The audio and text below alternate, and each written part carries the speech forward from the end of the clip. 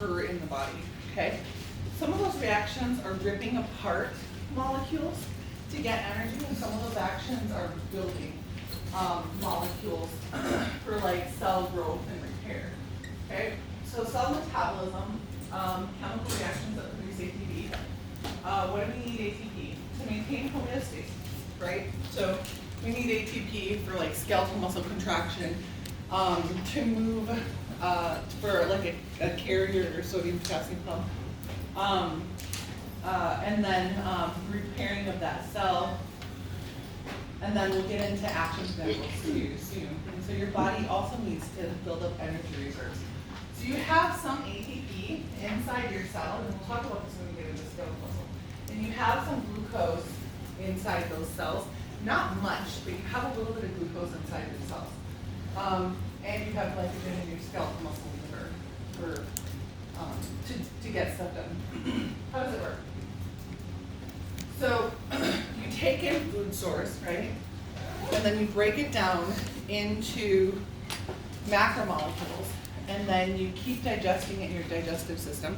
You actually start breaking down carbs in the mouth, and then in the stomach. And when you hit the small intestine is where you have your monomers. So you would have your glucose and your fructose at the small intestine level. That would get pulled in. For your fats, you're going to have your fatty acid tails and your glycerol backbone pulled in from the small intestine. For proteins, you're going to have them in 2 amino acid units. So it's like a dipeptide or whatever. And so you're going to pull these monomers, your sugars, your fatty acid tails, and glycerol and amino acids, into your plasma. And then from the plasma, they're going to go into your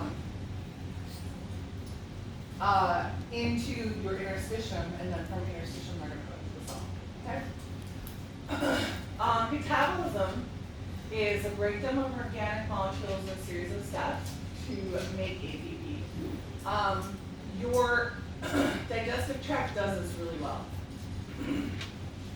And then once you pull it into your cell, you're going to do this with like the glucose or the fatty acid tails and whatnot, or the amino acids, okay?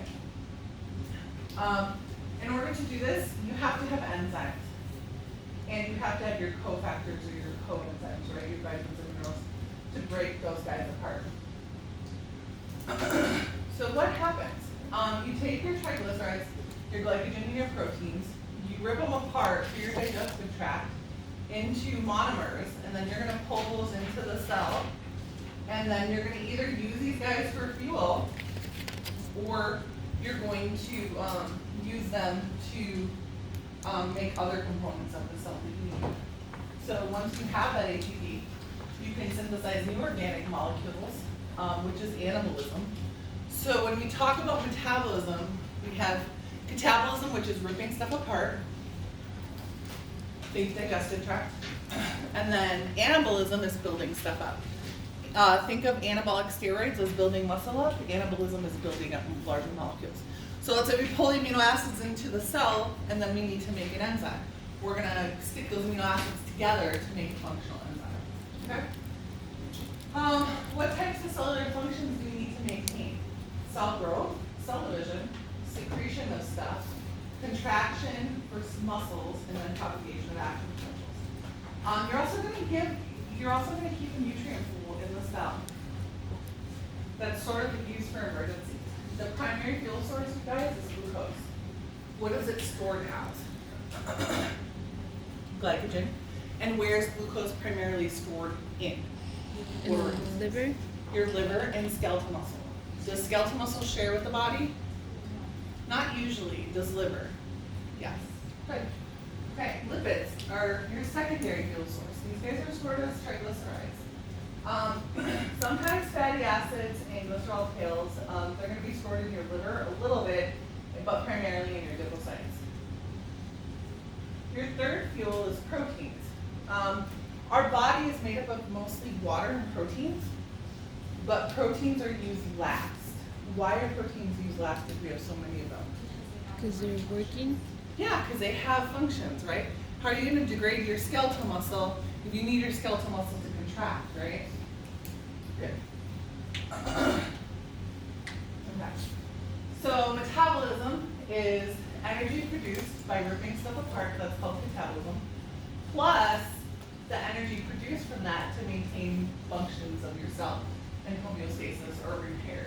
So that's anabolism. In order for you to carry out metabolism, you require your respiratory system, your cardiovascular, digestive, well-balanced diet. Why do we need these? Why do we need a respiratory system? To get oxygen in, we're going to use that oxygen at the site of the mitochondria. What do we make with metabolism? What's a byproduct of metabolism? We take an oxygen and make what? CO2. Okay, so we have to be able to get rid of the CO2 as well. Right? Cardiovascular system. What do you think we need cardiovascular system for? Heart has to contract, right? To get blood where? To the cells, to the To your tissues. cells, to your tissues. Perfect. Digestive system. Have to get those nutrients in somehow, right? Well-balanced diet. What do we need that for? Why do we need our fruits and veggies? For the coenzymes and the Yeah, cofactors. coenzymes. Good. Okay. So at the gross anatomy level, guys, we take in oxygen at the lungs. Oxygen goes into the bloodstream, it goes into the tissues, it goes into the mitochondria. At the cellular level, we use that oxygen at the site of the mitochondria to make ATP. And so this is often called cellular metabolism or cellular respiration. It's technically cellular respiration because we use oxygen, but biologists tend to use it. If I'm saying cellular metabolism and cellular respiration, I mean the same thing. Okay? And so a byproduct of that then is CO2 production. The main goal of cellular respiration is to make ATP. Okay? A byproduct of that would be CO2. Can you think of other byproducts? When we're ripping stuff apart, what else? We make CO2. Do we make a type of acid or no? Yes. The- So we acidify the tissues. We generate heat, right? CO2. Anything else? Would you be making urea or no? Or like some kind of waste? Depends on what you're breaking down, yeah. If you're breaking down proteins, you're gonna make waste like urea. Okay, good. So we pull these guys in, those macromolecules we pull in, they become our nutrient pool. We can use them to build up stuff. And we can break that down if we need to for nutrient pool. And so it's really fluid how we use all of these things. Or they can be used in metabolism. We take those nutrients and we'll make about 40% of ATP from them, and then 60% will be lost as heat. And so this is actually how we generate heat at the cellular level. What do we use ATP for? All of these different types of things. Okay, let's look at glucose. Okay. So your preferential method of fuel usage is glucose, is carbohydrates. You can tell evolutionarily because we start breaking down carbs in our mouth. So what happens if you eat white bread or suck on a cracker? Does it stay as a cracker? No, it starts dissolving because we have amylase and sucrase in our salivary glands. We secrete it. So we start breaking down sugar in the mouth, and if you look at the taste buds, we can taste sugar on the sides. And so it's not when we're swallowing that we can taste sugar. We can just taste a little bit and be like, okay, this is sweet, let's eat it, right? And so if you want to eat something sweet, you want to get the most impact, taste it on the side. Okay, so here's our reaction. This is glucose, right? C6H12O6 plus 6 oxygens are going to give you ATP. So 38 ATP. Put a star by that. You're going to make water. That's what I was forgetting. CO2 and heat. 38 ATP, and back bacteria, 36 in us. If you're taking a standardized test, it's always 38. But as we go through this, I'll show you where I get the 36 from for animals, or eukaryotic, I should say eukaryotic cells. So, this is just one glucose, you guys. So we take one sugar molecule, we make 30 ATP, okay? It's a lot. Let me see, so 1 gram of sugar gives you how many calories? From your nutrition science, do you remember? 4. What about protein? 4. What about fats? 9. 9. Okay, so this gives you about 4 calories, if you will, from a gram of this. Just to give you an idea. How do we make all those ATP? Some of them are made from substrate level phosphorylation. What the heck does that mean? It means we have a reactant. We rip the phosphate off of ATP and stick it on the product. Okay? Substrate level meaning there's a substrate, stick the phosphate on it. Okay? We make a couple of those in one area and then a couple of those in another area. But most of those ATP are made at the electron transport chain. I think it's 32. So 32 ATP are made using oxidative phosphorylation. What the heck does that mean? The electron transport chain needs oxygen, and if you have oxygen present, then the electron transport chain is going to make a ton of ATP. It's going to make like 32 ATP. Okay? Carbohydrate metabolism consists of 2 parts: glycolysis, which is under the umbrella of anaerobic metabolism, and then aerobic metabolism, which is in the mitochondria. So anything that is in the cytosol is considered anaerobic metabolism. So glycolysis occurs in the cytosol. Therefore, it's anaerobic. You don't need oxygen. Okay? Anything that is in the mitochondrion is aerobic metabolism, meaning you need oxygen at some step along the way in the mitochondrion. Okay? And so inside the mitochondrion, it's Krebs citric acid cycling electron transport chain, or the 2 metabolic pathways. Okay, so let's look at glycolysis. So let's look at how we break down glucose. So we take one glucose molecule, which has 6 carbons. Okay, so if I imagine, here's 1, 2, 3, 4, 5, 6, right? Here's glucose. And we're going to take it, it's a 6 carbon compound, and we're going to rip it apart into 2 3 carbon compounds. Okay, that's glycolysis.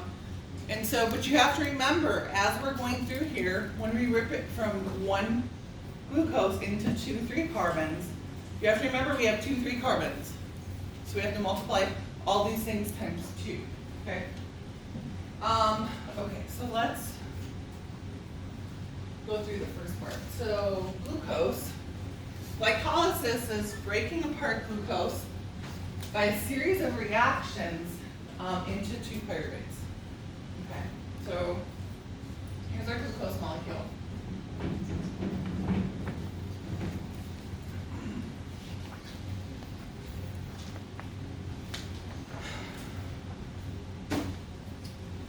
How many carbons does glucose have?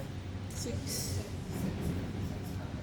Okay, so we're going to take this into via a series of reactions, and you don't have to know all of these reactions. Okay, into pyruvate. Pyruvate has 3 carbons. So if we have a 6 carbon going into a 3 carbon, how many 3 carbons do we have? 2. Okay, so we have 2 pyruvates. From here on out for lecture, it's really good idea to bring more than 1 colored pen. Okay, because we're going to cover this, and then we're going to cover action potentials and all that too. And so that helps. What is this called? This whole pathway. Glycolysis. Okay, good. So this is called glycolysis.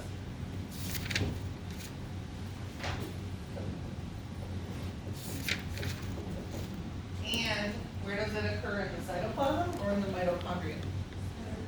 In the cytoplasm, okay? And if it's in the cytoplasm, do we need oxygen or do do not need oxygen? No oxygen is needed, right?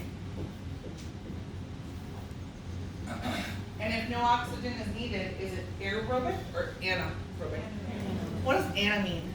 Without? Without. So anaerobic without oxygen. Aerobic needs oxygen. Okay, so it's a part of anaerobic metabolism.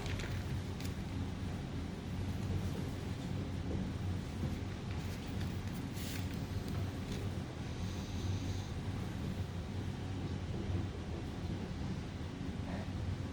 It's not the only thing that's considered anaerobic metabolism, but it's one part of anaerobic metabolism, or one form of anaerobic metabolism. Okay, and so glucose goes through these series of reactions. I'm going to put it on here first, and then we'll talk about it on the PowerPoint. So in the first part, we actually use 2-ATP. So if you've studied this in other classes, you know the first few reactions uses ATP. And then the rest of the reactions makes ATP, but I'm going to put it right here. Okay, so what's my net? If I use 2 and make 4, my net is 2 ATP, okay?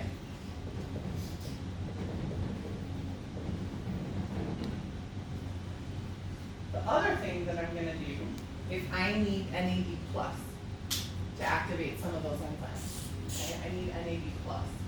So I'm going to use 2 NAD plus, and these guys, I told you that these guys are little electron taxi cabs, right? And so the NAD will bind to the enzyme will react into product, and the NAD will grab 2 electrons and a proton, okay? And then that NAD is going to go to the electron transport chain and dump them off to do work. Okay, so we're going to use 2 NAD plus,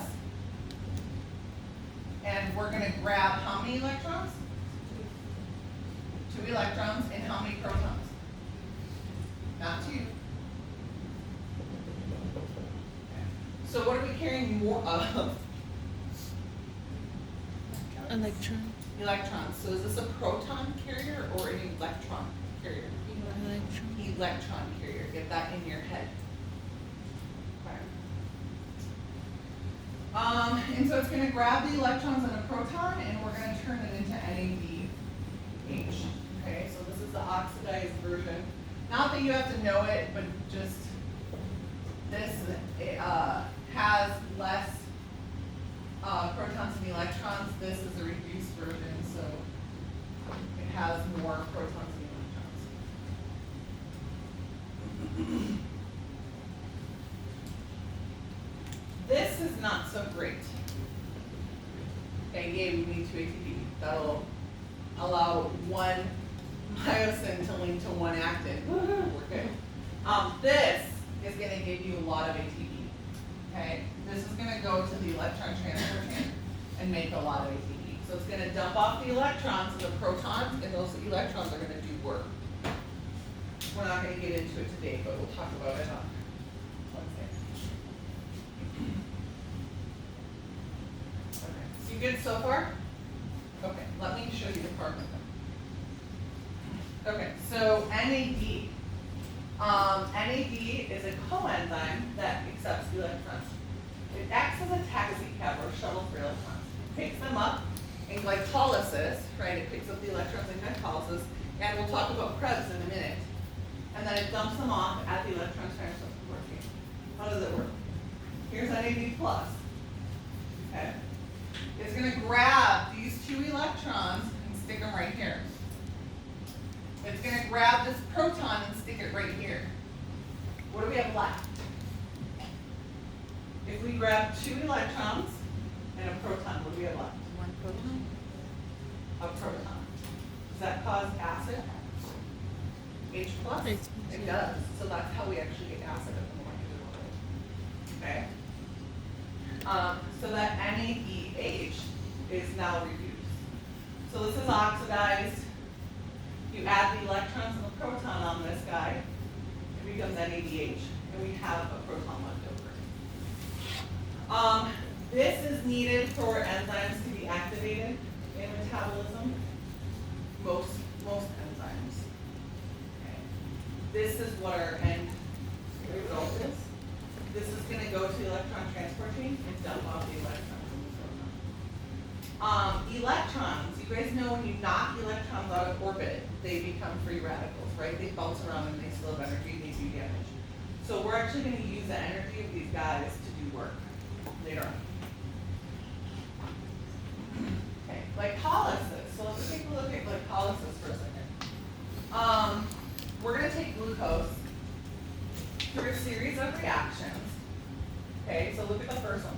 So we have glucose, we pull it inside the cell, and through the use of the enzyme is in blue, hexokinase or glucokinase, we're gonna make glucose 6-phosphate. What the heck is this telling us? There is a 6, on the 6th carbon, we stuck a phosphate on it. Okay, that's how we read this. If you take an organic chem, you already know this. If you haven't taken organic chem, you'll cover this in organic and in biochem. What did we do here? So glucose and glucose 6-phosphate. What did we stick on that glucose? A phosphate group. Okay. A PO4. Where did we pull it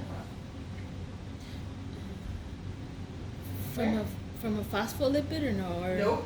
Look at your reaction. Where did you pull it from? You pulled it from your ATP, right? So you have glucose. This enzyme is going to rip a phosphate off of ATP and stick it on your glucose. Okay? So it becomes glucose 6-phosphate. Why do you think we do that? So when we pull glucose into the cell, we stick a phosphate group on it. Why do you think we do that? We want to make sure that that glucose stays stuck in that cell. So that cell isn't sharing its glucose with anything. Okay? So it's sort of like when we, in biochemistry, they have like these regulatory steps or these committed steps. Once you pull glucose in the cell, you're going to waste an ATP automatically to stick a phosphate on that glucose so that that glucose can't leave the cell. So it's stuck in that cell. So it belongs to that cell now. Okay? And then your glucose 6-phosphate is going to get converted to fructose 6-phosphate by this enzyme. I'm not going to ask you the enzymes. I'm not going to ask you all these intermediates. You'll cover that in, if you take the bio majors or biochem, you'll cover it. But notice how we go from fructose 6-phosphate to fructose 1,6-bisphosphate. So this was one phosphate group, and then we added another one. Where did we pull it from? The ATP. Okay, so how many ATP did we use? 2. 2. Okay, so we used 2 ATP. That's where that comes from. But take a look. Fructose 1,6-bisphosphate splits into glyceraldehyde 3-phosphate and dihydroxyacetone phosphate. And then dihydroxyacetone phosphate gets converted into glyceraldehyde 3-phosphate. So by the time we're finished with this first portion, how many glyceraldehyde 3-phosphates do we have? We have 2 of them, right? So we went from a 6-carbon, 1,6-carbon, into 2 3-carbons. Okay? And then these guys are going to get modified. Okay? So this shows the pathway of one of them. So this shows one glyceraldehyde 3-phosphates, or one gap. And so we have to multiply all of this times 2. Because we don't just have one glyceraldehyde 3-phosphate, we have 2 of them. Okay? Did you catch that? So when you're going back and looking at this, you're not like, where do we get all these numbers from? Okay? You had one glucose, we ripped it apart into 2 3-carbons. So then when we're doing 1 3-carbon, you have to multiply everything by 2. Bless you. So here's your glyceraldehyde 3-phosphate. You're going to use NAD for this enzyme, and you're going to make this product. And you're going to make NADH. So how many NADH did we actually make? I'm showing you 1, but how many glyceraldehyde 3-phosphates do we have? 2. So we make 2 NADHs. Okay? So here's our 2 NADHs.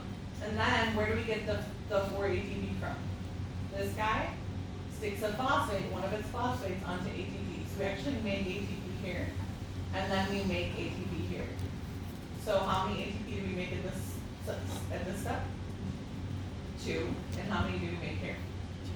2. Okay, so we have 2 NADHs, 2 ATP, and that makes 4 ATP. Okay, so 4 ATP are made, and we use 2 up here, right?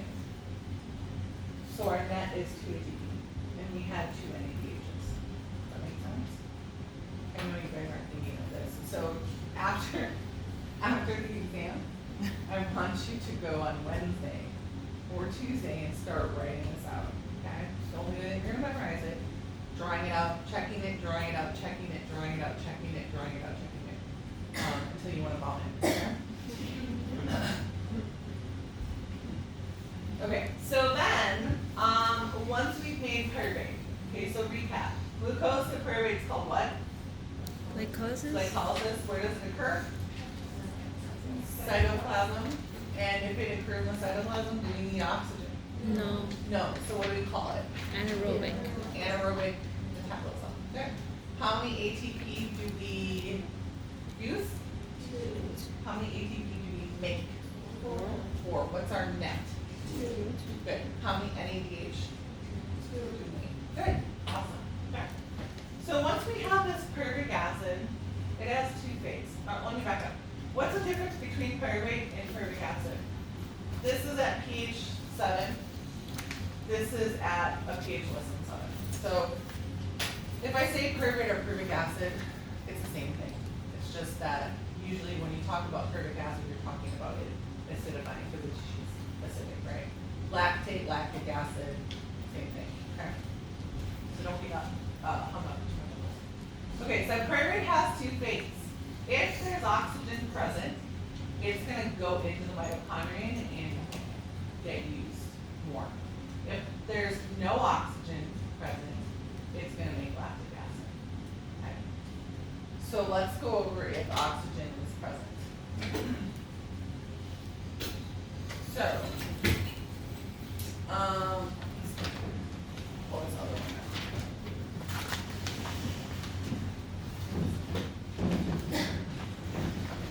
So, the pyruvate is going to go into the mitochondrion.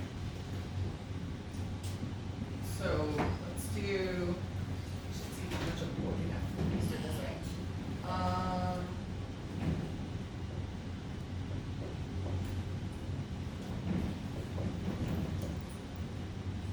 We'll do this as a mitochondrion.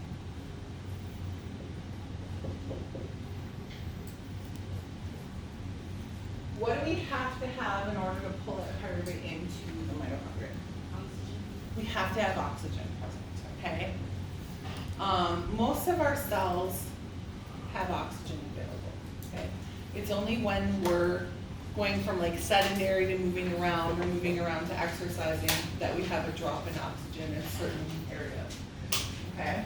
So if O2, if there's O2, pyruvate's gonna get pulled into the mitochondria. If there's not enough O2,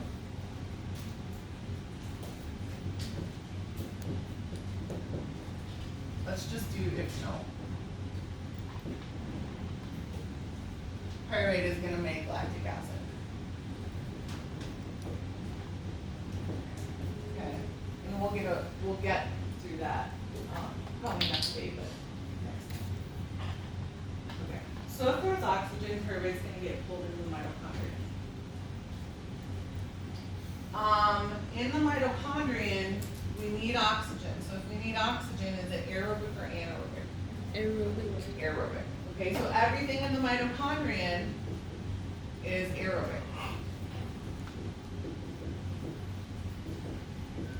This includes Krebs.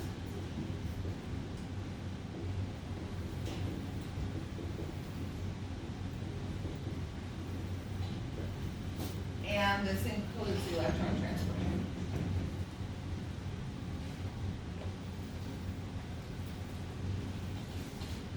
So before we can talk about Krebs, there's a little connector step. So pyruvate gets pulled into the mitochondria. How do we make sure that pyruvate can't leave? Sticking the. That's a good guess. If you're going to add phosphate, no, we don't know. We're going to rip off a carbon. Okay, so we're going to convert it to a 2 carbon. Okay, So we're gonna take the 2-pyruvate into 2-acetyl-CoA. It's actually acetyl-coenzyme. We'll just abbreviate. Okay. Well, this is where I need you to pay attention. So we take the 2 pyruvates, each of those were 3 carbons, and we ripped off a carbon, right? We went from a 3 carbon to a 2 carbon. What did we do with that carbon? Look at your picture. So we took this guy, pulled it into the mitochondrion, converted it to acetyl-CoA. What did we do to that carbon? We lost it as carbon dioxide. Okay? So anytime you go down a carbon, usually you're going to lose that carbon as CO2. And what are you going to do with the electrons? What are we going to do with those electrons? Stick them on what? NAD plus to make what?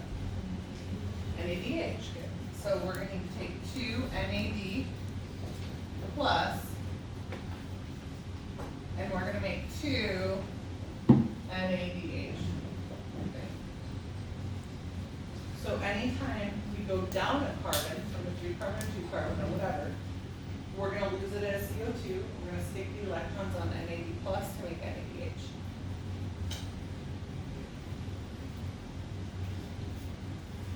Okay, let me show you the pictures.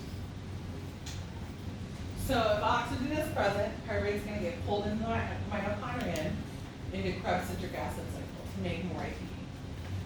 Krebs citric acid cycle, or the citric acid cycle, is a series of reactions, so it's right here, catalyzed by 8 enzymes located in the mitochondrial matrix.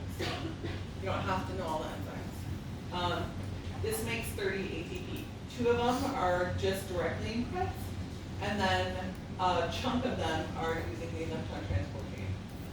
Okay, so take a look. So glucose gets converted to pyruvic acid using glycolysis.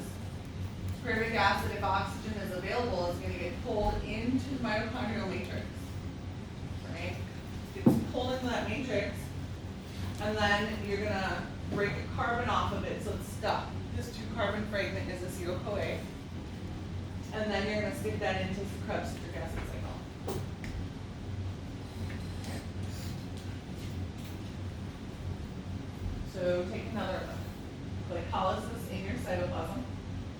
Pyruvic acid gets pulled in through your outer membrane, through your intramembrane space, through your